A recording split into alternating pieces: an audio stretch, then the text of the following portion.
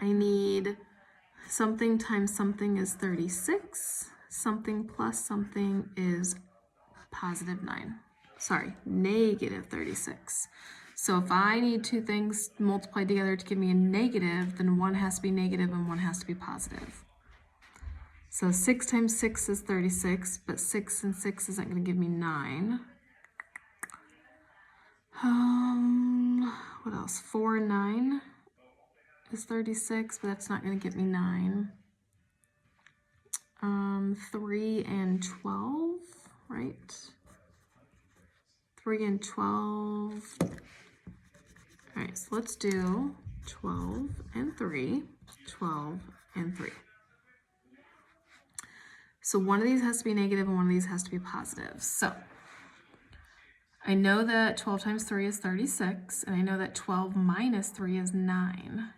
So I need a positive 12 and a negative 3, because that means I'm starting at positive 12, going back 3 spaces, I stay at my negative 9. Or sorry, if I do a positive 12 and a negative 3, and I subtract them because I have one of each, that gives me my 9. But because my 12 is bigger, that gives me my positive 9. And up here, if I did 12 and negative 3, it gives me my negative 36. So I have x plus 12 minus 3. So this would be my x squared. Negative 3 plus 12 is one of each, so you subtract and get positive 9. And then 12 times negative 3 is negative 36. All right, next one. I need to multiply two numbers to get 182 and add two numbers to get 1. Because there's an invisible 1 right there. And this is negative 182. So, if you have your multiplication chart in front of you, I would look through for the numbers 182. And you would get 14 and 13. And I know that 14 minus 13 is going to give me a 1. But to get my minus 13, that means this has to be negative. Because 4 plus negative 13 is one of each, which means you subtract. And you need your positive 1, so the 14 has to be the positive number. And then a positive times a negative is a negative. So x plus 14, x minus 13.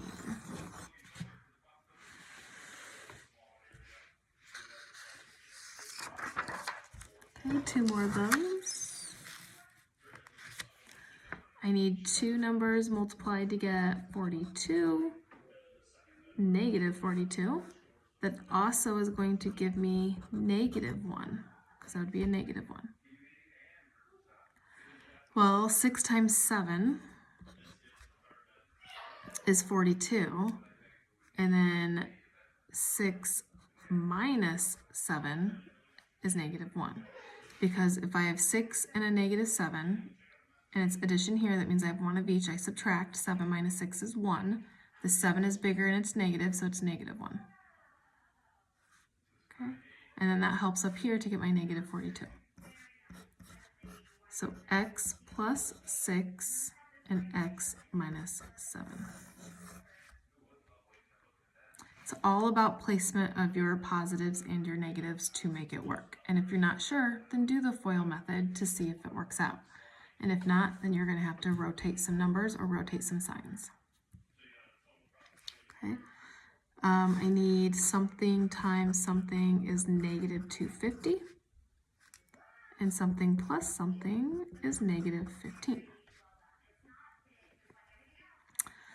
Well, 25 and 10 is what I think of first. And 25 minus 10 could give me the negative 15. Okay, so one of these has to be negative and one has to be positive to get the negative 250.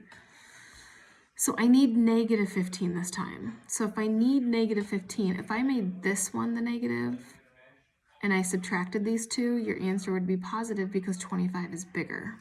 But I don't want a positive, I need a negative. So that means the negative 25 is going to be negative. And this stays positive. Still have one of each, still subtract, but your bigger number is negative, which makes that negative. And that's your rules that we learned in chapter 1 on adding and subtracting integers. Okay. So I have x, and then I have minus 25, positive 10.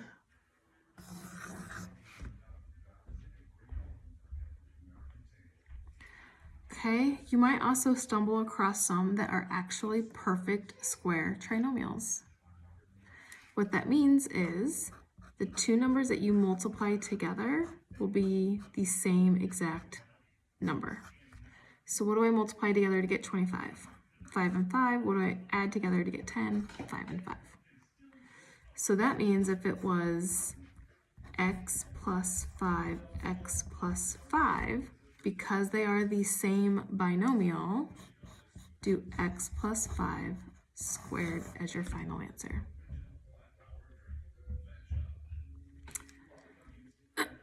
So what do I multiply together to get 121 that I add together to get 22? Negative 22.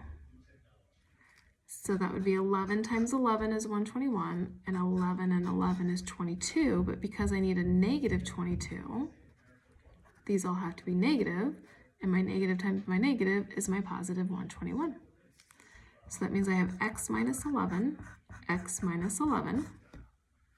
which gives me x minus 11 squared.